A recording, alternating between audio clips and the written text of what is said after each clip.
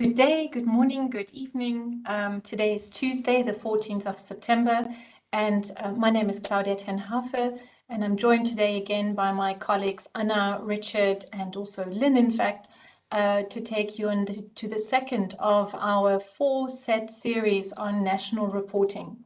You see displayed now the flyer for this particular session. The session today and the session on Thursday are sessions specific to the online reporting, to the reporting guidance. In other words, the draft reporting guidance that is there to help you in the online reporting that is due by the end of this year.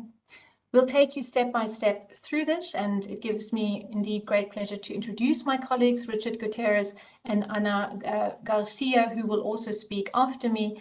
And with that, we can start with the first slide. So our session today is in 5 segments. It is quite an information-rich session, and at times you will find there is more information on the slide than you could immediately absorb. I'd like to just reassure you that all the information that you are seeing on slides today is also clearly indicated and included in the draft reporting guidance. So should there be anything that you do not have enough time to absorb or to take down, please be assured that it's all there. And of course, all of the slides are being made available at the conclusion of this session. Let me also just say that the session is, of course, recorded, so you may want to re-watch a part that might be helpful to you or recommend it to a colleague that might be helping you in national reporting. And all of these recordings, by the end of this set, we'll have 4 recordings, are all captured also on the website of the Minamata Convention. But for today, I will very shortly just outline the reporting requirements as per Article 21. We've spent much time of this in last week's session, so this will only be a small indication. And then I would like to go into the presentation. Well, then I'm here now in the presentation structure. My colleague Anna will speak to you about the online reporting tool, and then Richard and sometimes me will take you through the first part of the questions, namely for Article 3, 4, 5, and 7. We will have a small stop at the end just to reiterate the importance and the role of the national focal point, and then we hope there's also a bit of time left for any questions that you might already have. May I also invite you to put any questions in the chat box or comments in the chat box, that as we go along we might see them, and we might even be able to weave in here and there already a response as we speak to the different questions. But for now, let me go to the next slide. And the next. Just to highlight again that, of course, all parties are to report on a regular basis as per Article 21. And this report is not only a matter of reporting on the implementation progress of that party, but also any information forthcoming in terms of the effectiveness of the measures being implemented, as well as possible challenges that the party faces. Reporting happens every 2 years in a way. Every 2 years is 4 questions of the full reporting format that are to be answered, and every 4 years are all the questions in the reporting format. We therefore speak of short reports and full reports, and the first set of short reports were submitted by parties already by December 2019, and with a very tremendous reporting rate, which is terrific. And now parties are preparing to submit their full reports by the end of this year. In other words, responses to all 43 questions. Next slide. What is specific to today's session and also the session on Thursday is that we will be presenting to you the draft guidance that was prepared for full national reporting. This guidance was requested to be prepared at the 3rd meeting of the Conference of the Parties. The Conference of the Parties requested the Secretariat to prepare this guidance to help clarify the information that is being sought in these 43 questions and the remainder of the reporting format. Just to highlight what we also mentioned last week, this reporting guidance is not a manual on how to implement the convention. It is simply an information piece that parties could use and could lean on to enable them to collate and collect the information they need to make the responses that are being requested by the reporting format.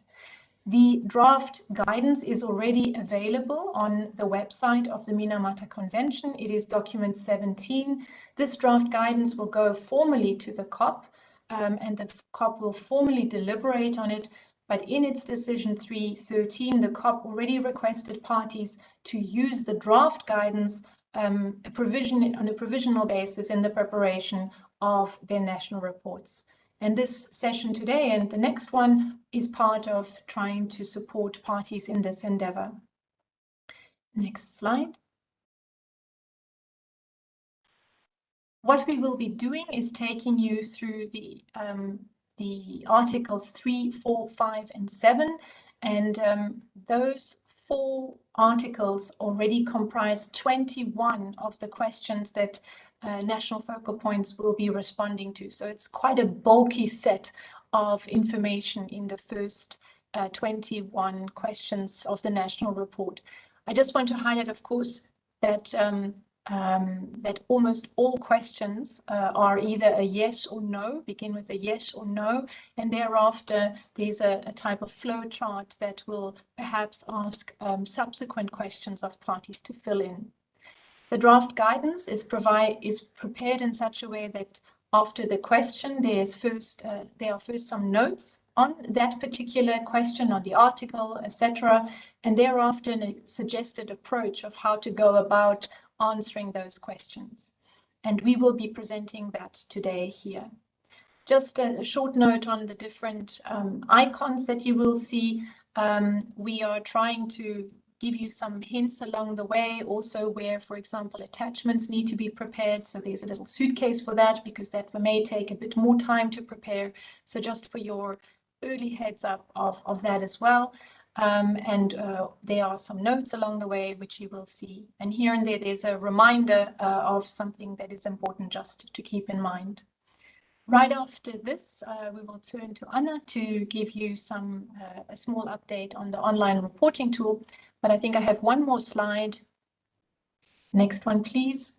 Just to reiterate that, of course, we concentrate now in the reporting guidance on the 43 questions that national reporting entails, but that the entire reporting format that was adopted in Decision 1.8 in COP1 contains 5 parts. Part 1 is simply the contact information and other relevant information about the party. Part B contains these 43 questions, but very important is also to highlight that there's a part C, which is an opportunity to comment on possible challenges. There's also a supplementary part D, where parties may comment on the reporting format.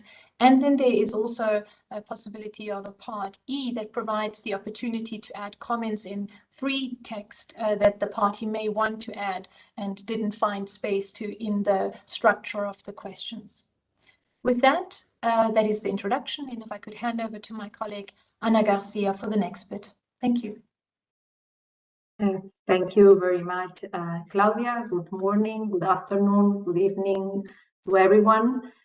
Before we go into some updates on the online reporting tool, we'll play the kickoff video again to give a sneak peek at the reporting process.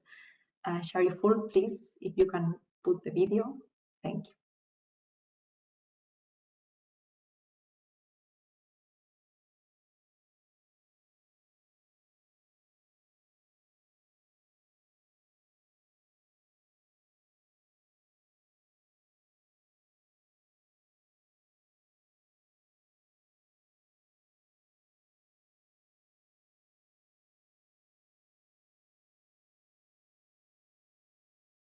I don't know if Shariful, if I can share the screen. Okay, you have it.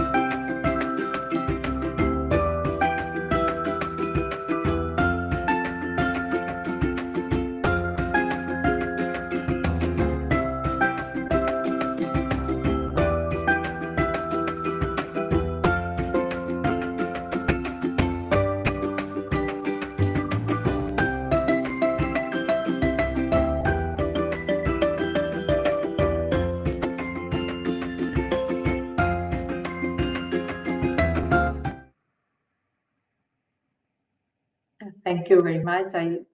We can go back to the presentation. I hope that this gives you like this sneak peek and a whole overview on the process to start preparing your reports. If we go back now to the presentation, the next slide shows you, next slide, please. The other one. Okay. This is a reminder of the main steps your party is going through in preparing national reports. Step one, we announced the cycle last week. Secondly, you have already received the login credentials to login into the tool. If not, please reach the Secretariat and we will provide them to your national focal point. And now we are in step three. We all hope that all national focal points can start working on the report. Then you will complete and submit it. The Secretariat will review the report. And finally, we will have the full national reports for this cycle. Next one, please. This is a quick summary on how to start working on the reports. Once you log in into the system, you will find in the main screen the draft guidance that Claudia mentioned and the user guide. Please check both documents before starting. You need to fill in all parts and questions in order to be able to submit your national report. And we have ensured that your progress is automatically saved when you move to a new step or when you press the Save button. We encourage you to press Save Drafts, especially when adding attachments. The reporting tool has been built following an incremental model. That means that we are currently improving and adding more functionalities to help parties in their obligation, even if the tool is now completed. Next one, please. Here you have some of the major updates you will see soon on the reporting tool. Even if we advise you to move step by step through each article in sequence, we are very much aware of the complexity of the full national reports. Therefore, we have implemented a functionality that allows you to start from any article, as you can see on the screenshot, and follow a non-linear path. The information is saved if you change from one screen to another one. Next one, please. An offline paper version of the full report will be also downloadable from the online tool to help national focal points prepare their submission. You can collect and collate notes there in advance before filling in responses in the online reporting tool. But the Secretariat, of course, encourages parties to use the online reporting tool to submit national reports. Because doing so, data will be stored in our database and it facilitates processing and analysis. I will stop here now and follow up with you on the online reporting tool during our next meeting on Thursday with a demo session on how the platform works. Now, over to you, Richard, for the following slides. Thank you very much.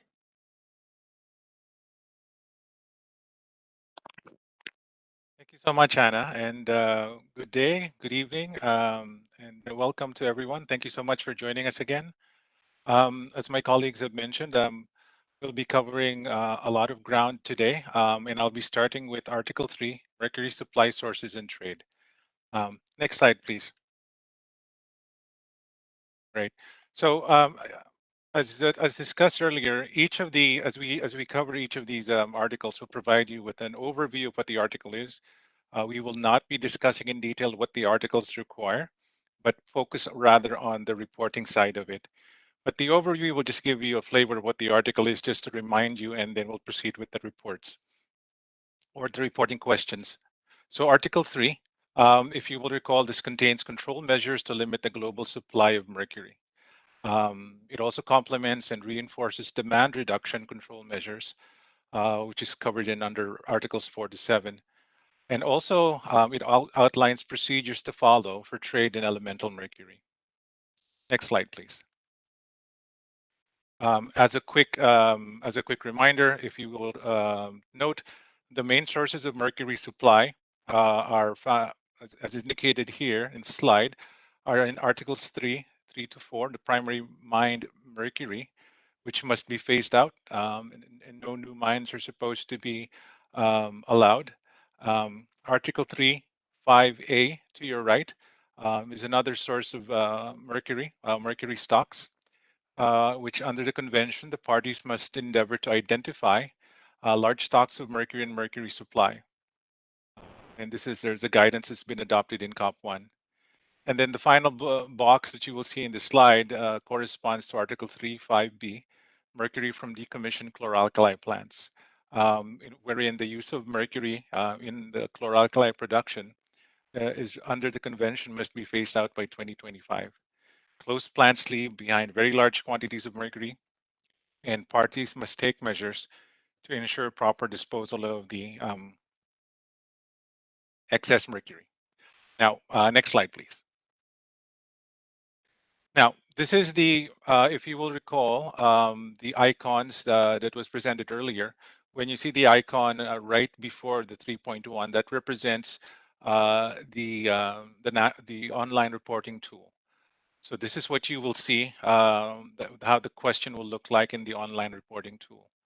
So to start off under question 3.1, does the party have any primary mercury mines that were operating within its territory at the date of entry into force of the convention of the party, for the party? As Claudia mentioned earlier, most of the questions are either a yes or no. And as you will see here, it branches out. So it's pretty cut and dry. It is whether party has these primary mercury mines or not. Now, for those parties that do not have primary mercury mines that were operating at the date of entry into force of the convention for it, the party would reply no by checking the box and moving forward to the next questions. To the next question. For the parties that have primary mercury mines, um, you are requested, if you may, please indicate the anticipated date of closure for the mines or the date when the mines were closed. And importantly, the total amount mined per metric tons per year. A couple of notes for this question. Question 3.1 does not seek information about mines which mercury is obtained as a byproduct or waste. It talks about the elemental mercury. Paragraph 11 of Article 3 also requires each party to include in its report submitted pursuant to Article 21 all information showing that the requirements of these articles have been met. So now, one last item here, and we've noted in the short national reports, feel free to use Part C, especially when you encounter or when you want, if you have data for partial years that can be included in the full years, or if the full year of data is not available, please utilize Part C in providing these additional information. Next slide, please. Question 3.2. Does the party have any primary mercury mines that are now in operation that were not in operation at the time of entry into force of the convention for the party? Again, the question branches out to a yes or no answer. Again, if the party does not have primary mercury mines, the party would reply no and would move on to the next question. If a party has the response yes, the questionnaire prompts the party to please explain. Note that paragraph 3 of Article 3 requires each party to not allow primary mercury mining that was not being conducted within its territory at the date of the entry into force of the convention for it. Now, what could the explanation contain? The explanation can contain the number of mines, the dates the mines commenced operation, whether the mines are formal or informal, the total amount of mercury metal produced by primary mercury mining, and proposed actions to meet the obligations in paragraph 3 of Article 3. And of course, you can also include the anticipated closure dates for the mines. Keep in mind that we need to be consistent in terms of our units of measures, which is in metric tons, when answering the questionnaire. And lastly, as a reminder again, the party may also wish to provide additional explanations or further information in Part C of the questionnaire. Next slide, please. Question 3.3. Has the party endeavored to identify individual stocks of mercury or mercury compounds exceeding 50 metric tons and sources of mercury supply generating stocks exceeding 10 metric tons per year that are located within its territory? If the party answers no, you are requested to please explain your answer. If the party responds yes, the following things are being requested. First, to kindly attach results of your endeavor or indicate where it is available on the internet, unless unchanged from previous reporting rounds. A supplemental request is also being forwarded to please provide any related information, for example, the use or disposal of mercury from such stocks or sources. Now, in the short national reports, there's been we've seen that some countries sort of struggle with this question, in that we've often seen parties indicating no. Now, we all, again, in this instance, we invite parties to utilize Part C if it wishes to explain a bit more further what their responses or what their specific response is, whether it's a yes or a no to this question. Now, just to elaborate a little bit on some scenarios with regard to question 3.3. Now, if the party has attempted to identify stocks and sources, but is unable to complete the task, or the party has completed the task but is not yet comprehensive or conclusive, what we would recommend to the parties to answer yes and provide the explanation as an attachment or in Part C. Now, if the party has been trying to do the identification of stocks and sources, but is unable to complete the task, you may wish to include in your explanation the anticipated date of completion or the reason behind the reason preventing the completion of the task. Now, if the party has attempted to identify stocks and sources, but the results are not conclusive, then you could do again, provide us an additional explanation on proposed steps that the party will take to conclude the task, or to add additional steps or elaborate on the further steps that the parties may wish to take to attach the results of the assessment.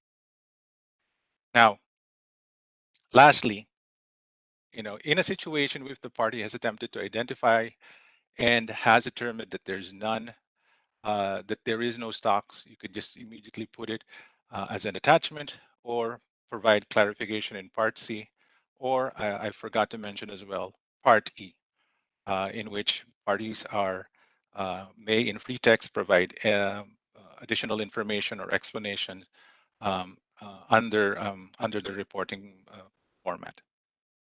Next slide, please. Okay, this is a reminder to the national focal points that there has been a guidance that's been adopted under decision MC 1/2, the guidance on the identification of individual stocks of mercury or mercury compounds exceeding 50 metric tons and sources of mercury supply generating stocks exceeding 10 metric tons per year. We find this in the link provided below. And just a couple of quick notes. The guidance clarifies that a stock does not include quantities of mercury disposed of or managed as waste, and that nor mercury at a contaminated site, nor geologic reserves. So, and then individual stocks would be identified in the aggregate weight of mercury or mercury compounds exceeding 50 metric tons. It also includes existing inventories or stockpiles of governments, traders, or operating chloralkali facilities. Next slide, please. Okay, so this just provides you with general information, which is found in the guidance document. examples of one or more actions of which the parties can take in terms of undertaking the endeavor. For example, specific survey of Mercury, implementation of the National Hazardous Substances Regulations, development of the party's implementation plan, or development of the Minamata initial assessment. Next slide, please. All right. In question 3.4, the question asks, does the party have excess mercury available from the decommissioning of chloralkali facilities? In this question, it's another yes or no question.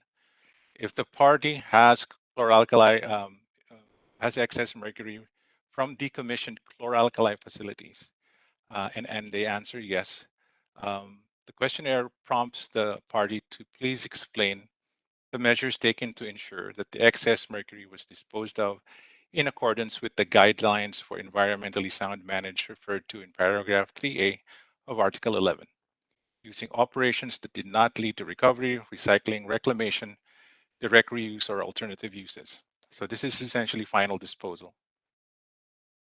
If the party does not have the chloralkali facilities that have been decommissioned, it would reply no and move to the next question.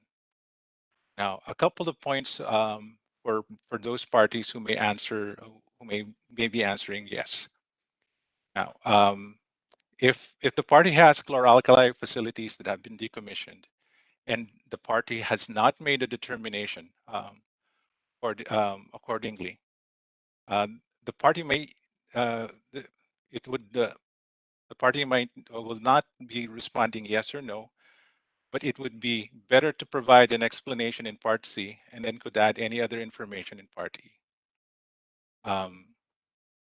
So in cases where the party has determined that there is no excess mercury available from the decommissioning, the party would reply no. And then the party, in certain instances where the party has determined there is excess mercury available from that decommissioning, the party would reply yes and provide an explanation of the measures taken pursuant to paragraph 5B of Article 3. Next slide, please.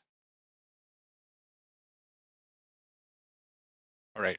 So when a couple of notes, when a chloralkali plant is decommissioned, the party may determine that the mercury that becomes available from the decommissioning is excess to its requirements. If the party makes this determination, again, the party must make sure that such mercury is disposed of in accordance with paragraph 3 of Article 11. In this instance, we've also like to remind the parties and all of you who are listening right now that there's a technical guidelines on the environmentally sound management of mercury waste that has been developed by the Basel Convention and in pursuant to paragraph 3A of Article 11. A copy of that is available on the Minamata Convention website in the link provided below. Next slide, please. It's Article 3.6 to 10, trade. So for this section, I will be transferring or handing the reins over to Claudia to continue with the discussion. Thank you very much, Richard. It is indeed a lot of information we are giving you, but to dive right in, I will be telling you a little bit about the two questions on trade. The first question is question 3.5, and you will notice an asterisk next to this question. And just as an explanatory note, this asterisk you will find 4 times in the entire reporting format because there are 4 questions that are answered in the short reports. Whereas there are 43 questions that are answered in the full reports. So this is one question that has already been answered by all the parties that prepared and submitted their national reports in December 2019 and will be very familiar to national focal points, I'm sure, for more than one reason, the one being reporting, but also the other being that national focal points have a special role when it comes to the consent forms of trade. So let me read the question 3.5. Has the party received consent or relied on a general notification of consent in accordance with Article 3, including any required certification from importing non-parties for all exports of mercury from the party's territory in the reporting period. This question is, as it indicates here, for Article 3 and specifically for paragraphs 6 and 7. And so parties would here need to answer whether they have received consent, not whether they have traded, but whether they have received consent to export. And if they have, they would say yes if they have exported to parties, or yes if they have exported to non-parties. There's also the option to say no if you have not received consent. I want to just highlight one small lesson we learned from the last reporting period, is that for parties that have not exported anything and therefore also had no reason to seek consent, there is no specific button to choose right now to say we have not exported and therefore did not need to rely on any consent. As this button is not currently part of the approved reporting format, we would like you to simply indicate so in part E of that question, where you can simply state in free text that you do not export any mercury and therefore did not need to receive any consent, whether by forms or by or look for the general notification of consent by the party. So here, if we are now speaking to those parties that do export mercury and that have received consent, if they have answered yes, just to check that they have also forwarded copies of the consent forms to the Secretariat. If they have, they simply answer yes and move on. If they have not, to please at this opportunity attach the forms that they have received for consent. This is part of the guidance given by COP1, that all forms that are utilized are to be sent in copy or by copy afterwards to the Secretariat. So if you have been able to, if you have used this procedure, kindly ensure that those consent forms reach the Secretariat either as you conduct this particular trade or at the reporting time, which now would be for the last 4 years. If there is a need to present the information in another way rather than the forms, please do so in keeping in mind that all relevant information that is currently on the form would need to be part of that package to send to the Secretariat, so that all of the requirements as part of that consent are clearly notified. For this question, there is also a supplemental question. In other words, this is not a mandatory question, and it is up to the parties to voluntarily give this answer. Having said so, the instructions from COP1 were to consider all supplemental questions also as important for the information exchange. So the information that you can provide would be most valuable for the further development, of course, of the convention. And here it is to provide information on the use of the exported mercury. And moving on to 3B of that question, if the exports were based on general notifications, then to indicate the amount of mercury exported and any other terms and conditions as per the general notification. If I may move to the next slide. What this all entails, and these are the notes that you will see in the draft guidance, is that, of course, this question 3.5 relates solely to the export of mercury. It is not about mercury added products. It is not about mercury waste. It's not even about mercury compounds. It is about mercury. The forms, and you can find the link here or on our website, the forms are downloadable from our website, as is the guidance passed by COP1 on how to use the forms. And there's more information here in terms of also the written consent and for the allowed purposes. If I may move to the next slide. Here is just, and I realize it's far too small to read, but just as an overview for those that maybe don't usually deal with trade matters, there is a Form A, which is the provision of written consent by a party to import the mercury. B is a form for the provision of written consent by a non-party to the import of mercury, and D is the general notification of consent to import mercury. Let me just say that D, a couple, but not that many parties have submitted general notifications of consent, and these are available on our website. So traders would, or those that would like to export and import mercury, could have a look what the conditions are for the counterpart party in terms of whether the forms D are applicable or whether the forms A or B are applicable. Next slide. Here is just the notes that the decision 1.2 of the COP, in other words, one of the very first decisions of the COP, gives you the guidance in terms of how to fill out the forms and also what to do next with the forms. And all of this is described in some detail in the draft reporting guidance. Next slide. There's a second question under trade, namely 3.6. Has the party allowed the import of mercury from a non-party? Here it is, of course, a matter of keeping the same regime as if it were from import from a party. And so here a party would either answer yes, it has allowed the import of mercury, or no, it has not allowed the import of mercury from a non-party. If yes, very similar to the previous instance, it is a matter of have the forms been sent to the Secretariat, of copies, not the original, but copies of the forms been sent to the Secretariat, and this provides a check. Has this happened? If it has, terrific. If it didn't happen at the time of national reporting, to kindly do so here, as it is recommended by the COP to send this to the Secretariat.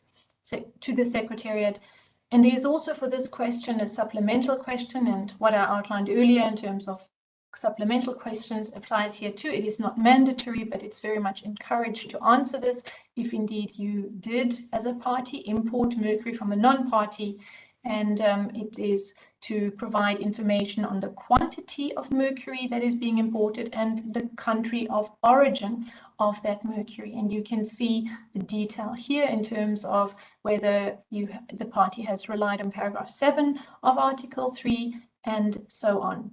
And if I may get to the next slide.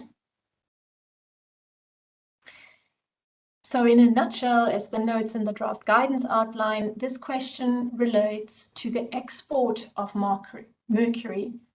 You will see all of the details here also again in terms of the forms and the written consent, and also that the export would be for allowable purposes.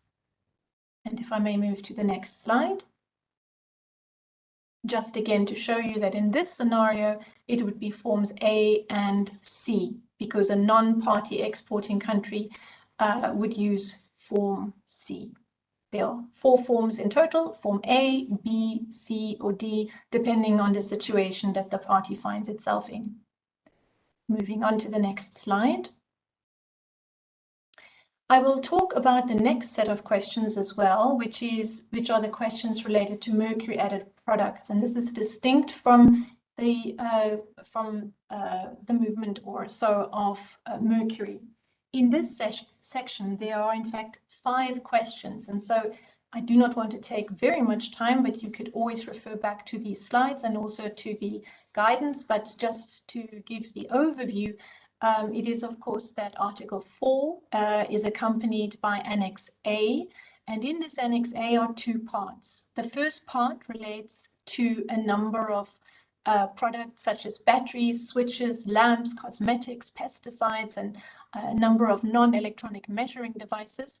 And part 2 relates to dental amalgam. These in total being some of the most important mercury added products. And the provision of the convention is that they shall not be allowed to be manufactured, imported, or exported after a certain date. And here you see it as 2020. Next slide. At the top of that annex are a number of exclusions, just quickly highlighted for you here. There are in total 5 exclusions for which products are still allowed. Next slide. But coming to the first of the 5 questions, has the party taken appropriate measure to not allow the manufacture, import, or export of mercury added products listed in Part A of Part 1 of Annex A after the phase-out date specified for those products? A party would either say yes or no, and I'll get to in a moment to the fact that a party or a very limited number of parties may say that yes, but they are implementing paragraph 2. But the large majority of parties to the Minamata Convention would either say yes or no, that they have taken measures.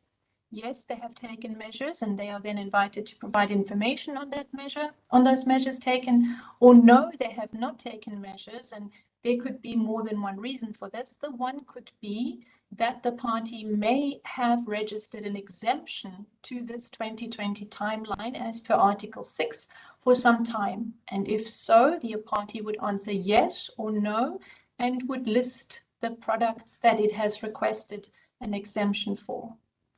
As I mentioned, it could be that your party has, your government or the party has decided to implement a paragraph 2 of Article 4, in which case one would simply immediately go to question 4.2. But before I go to question 4.2, if I can have the next slide.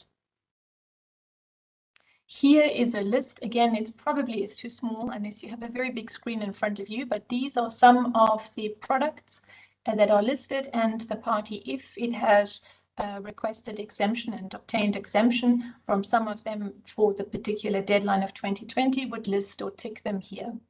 Next slide.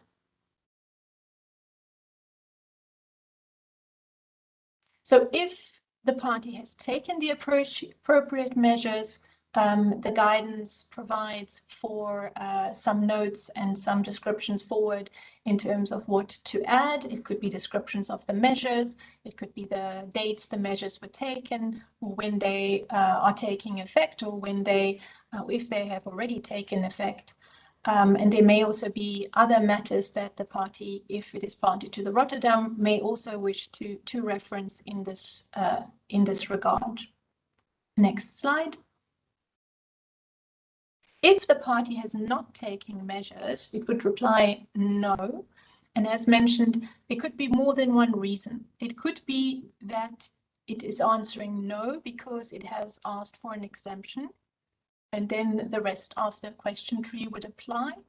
Or it could say no because it simply has not been able to implement these provisions yet. In this case, the party would say no, but it would provide some further information under Part C, which is the part that seeks further information on the challenges that the party is encountering in meeting this obligation. It could also be that a party is a bit between both of these answers. In other words, that it has taken some measures or that it has and got some exemptions. And so the other boxes that you have around Part C and Part E, where information can be provided in free text, are valuable places to add this other information and to make it more and better understood by the Secretariat and ultimately the Conference of the Parties of the progress that the party has achieved so far, or perhaps the challenges that the party sees in progressing in its progress on this obligation. Moving to the next slide. I mentioned that very few parties are probably implementing paragraph 2, but just to highlight it here, most parties would probably skip this particular question and move right onto 4.3. And in fact, if you are in the online reporting system, you will only see this question if you have actually answered, we are implementing paragraph 2. So if you don't see it, it's probably because you're not implementing it, but there is guidance in the some guidance in the reporting, the draft reporting guidance on how to reply in this regard. And in a nutshell, the question asks if the party has reported to the conference at its first opportunity a description of the measures or strategies implemented, including a quantification of the reductions received. And then, as projected here, the rest of the question tree follows. And if I may move to the next question. The next slide. So, as mentioned earlier, there are two parts to the annex, and with questions 4.3, we are landing at the second part of the annex, which is the annex part, which is the part on dental amalgam. And the question is, has the party taken 2 or more measures for mercury added products listed in part 2 of the annex? As mentioned, this is, and the notes there with the little icon reflected, currently the only mercury added product that is listed in part 2 is dental amalgam, and so the party would answer yes or no. If it has taken 2 or more measures, it would absolutely say yes and could provide extra information on those measures. If a party has not taken 2 or more measures, it would reply no and would provide may wish to provide an explanation of such in part C. In other words, what are the challenges in meeting this obligation? And as mentioned, any other information can also be fit into part E in free text if the party wishes to do so. And we move on to the next question. There are 2 more for Article 4 and mercury added products, and I will race through them because we still have quite a few articles to go. But the party would also need to answer, has the party taken measures to prevent the incorporation into assembled products of mercury added products whose manufacturer, import or export are not allowed under Article 4? Again, a yes and no, and the rest of the guidance and the decision tree should guide the party forward in terms of the information that's required here. And very shortly, question 4.5. Has the party discouraged the manufacture and distribution in commerce of mercury added products not covered by any known use in accordance with this article? Again, it would be yes or no, and following the decision tree or the question tree of this, and providing extra information where it can be. With that, we land at the next article, Article 5, manufacturing processes. And I hand over to Richard, who I know will have to do a lot of presenting in a very short time. So perhaps we will, for this point, simply almost flip through, because we would also like to just have some opportunity for some questions after. Thank you very much. Thanks so much, Claudia. For Article 5, we are looking at, as you will recall, we are looking at processes, manufacturing processes in which mercury or mercury compounds are used. And the control measure is found in Annex B, in which for Part 1, processes that are listed in Part 1 of Annex B are designated for phase out. And for Part 2, restrictions or measures need to be applied for processes that are listed thereunder. The next slide, please. Now, each party is endeavored to identify facilities within its territory, to identify facilities that use mercury or mercury compounds listed in Annex B, and to submit those to the Secretariat no later than 3 years after the date of entry into force for the convention for it. Now, in the series of questions that follows, it essentially tries to determine whether these facilities exist, and if it falls under Part 1 or Part 2, Part 2 of Annex B, whether measures have been taken by the party. So in particular, for 5.1, we're looking at if the party has determined that it has facilities in its territory that use mercury or mercury compounds listed in Annex B, and it answers yes, it is required to provide information to the measures taken to address the emissions releases of mercury from the facilities, and if available, to provide information on the numbers and types of facilities estimated for the annual amount. And then also finally, the party is requested to provide information on how much mercury is used in the process listed.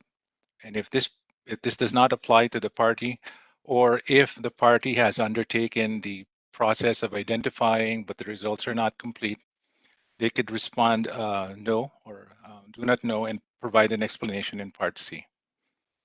Next slide, please. Now, for questions 5.2 and 5.3, these are quite similar, in which it is, the process is listed, and the options for the parties are provided. So the options are either yes, no, or not applicable.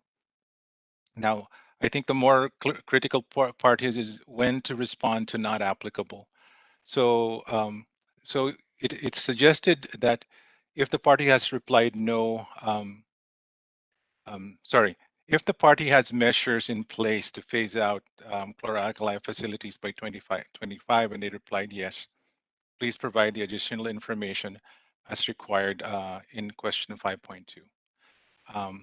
If the party has a registered exemption under Article 6, the party will reply yes and list the processes to which it has registered exemptions.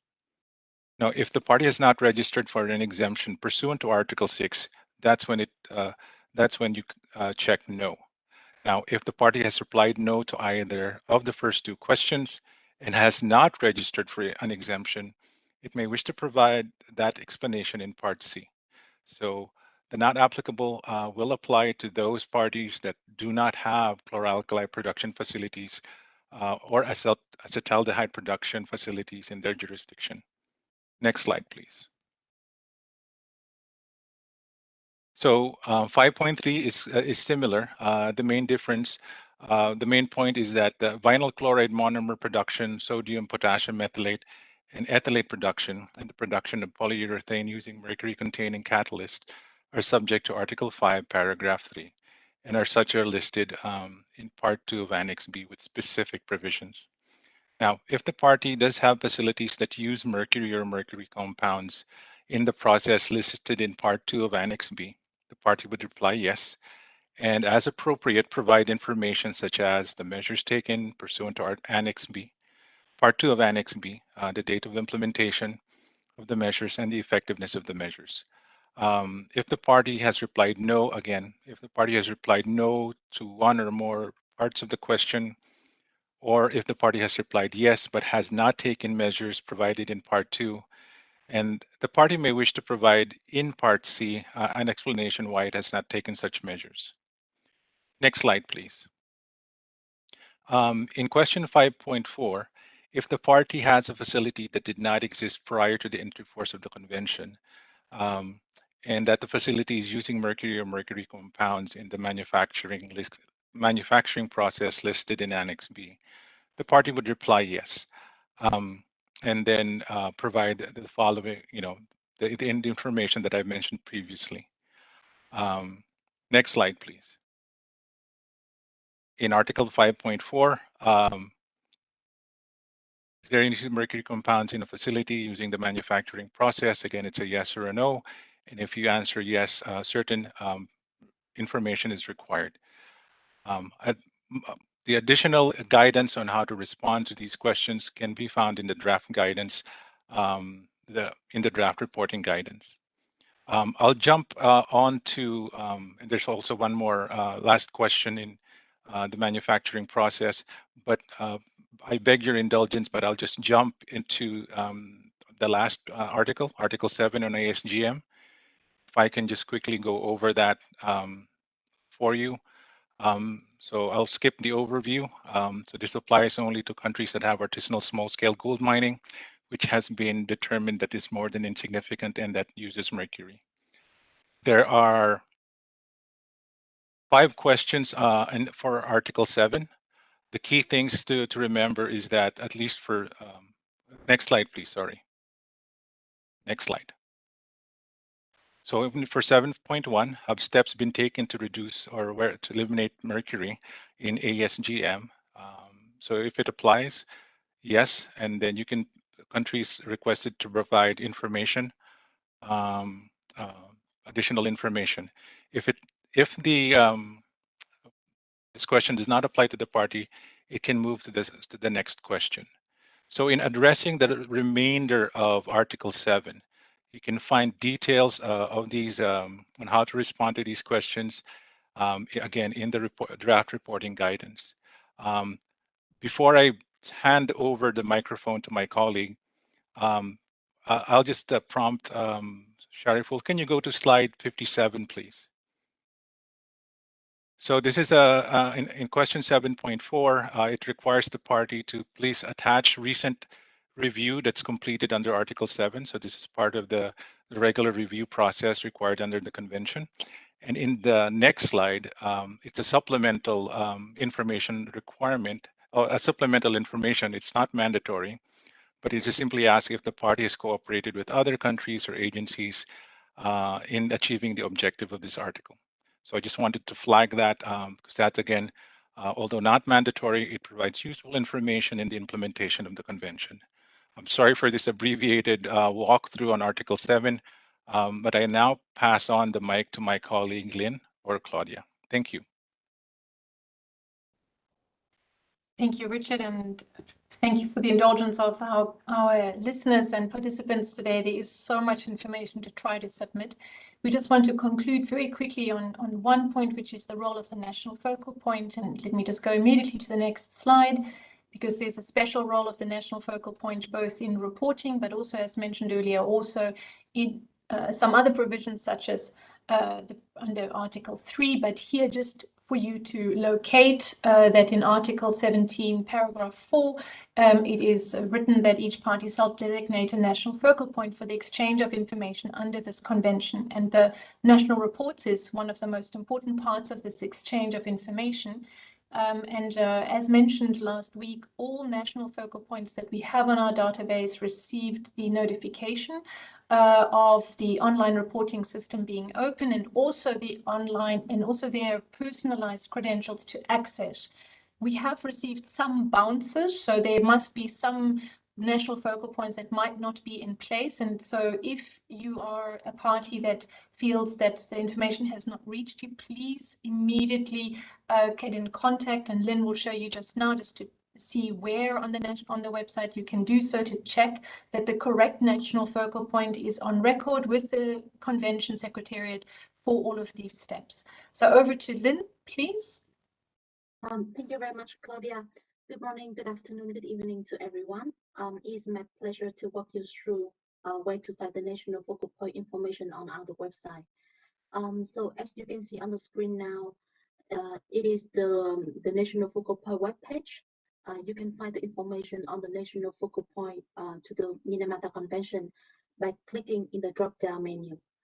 The information to complete the formalities of such a designation can also be found on the website as well. Moving on to the next slide. It is the form and the model letters for the designation of the national focal point under the convention, and this form should be completed and returned under the cover of the official nomination letters from the government official contact point to the United Nations Environment Program, or from the Ministry of Foreign Affairs, or from the permanent mission to the UN in Geneva, or to the UN Environment Program, to the attention of the Executive Secretary of the Minamata Convention on Mercury, as you can see on the screen. And please note that the self-nomination cannot be considered. If you have any question on the designation of national focal point, please send an email to our Secretariat mailbox. And thank you, and over to you, Claudia.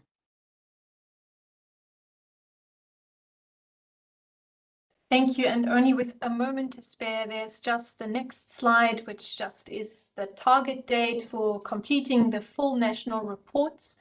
And the next slide, just to remind of all the different resources that are there. Shariful, if I can have the next slide. On our forms and guidance page on the website, you will find the forms and guidance as agreed and adopted at the first COP. And also in the online reporting tool will be the draft reporting guidelines. There will be links to the draft reporting guidance, I beg your pardon. I think that is about it that we wanted to transmit to you in a very, very full hour. We are set to hopefully meet you and many more on Thursday for the other articles that form the remainder of the question set. So the next slide will show you the full package of the 4 sessions that we have prepared on national reporting. Last week was the first one to get us started. This week are 2 deep dives into different parts of the reporting guidance. And then on the 22nd of November, 40 days before the deadline, we are here for you in 2 different time zone times for any questions that you may have or have encountered at that stage to enable you to submit all of your reports in time.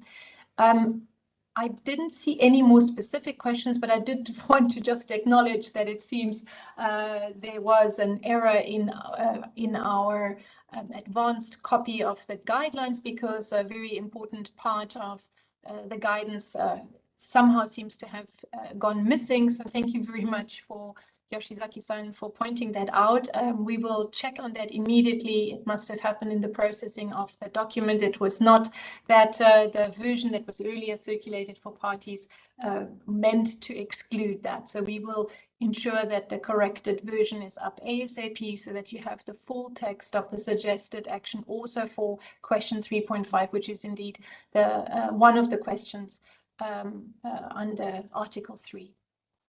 With that, and if I don't see any other burning question, I would like to just thank you again for your time. An hour of your time is a lot of time and very valuable to us. So thank you very much. And should you come across any other questions or anything you'd like us to do more of or differently or anything for Thursday, please feel free to just drop us an email and we shall try to adjust also for that.